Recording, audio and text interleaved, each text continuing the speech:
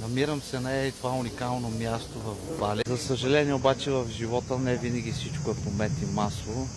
Понякога живота те удря така изненадващо. За съжаление преди една седмица загубих моя баща, който за мен беше абсолютно всичко, моят най-добър приятел. Човекът, на който дължа всичко, и човекът, който ме научи на абсолютно всичко в този живот. Тази почивка я бяхме взели доста отдавна и трябваше да е нещо, с което да ме измъкна от забързания живот в Англия. За съжаление обаче в момента е нещото, което ме лекува, се опитва да ме излекува от всичко, което ми се случи напоследъка. Последното видео, което ми изпрати, винаги се шегуваше с нещата, да качвах TikTok и искам да го споделя с вас. Мале, каква баница хубава. Гледай, с сиренце. Ау, мале.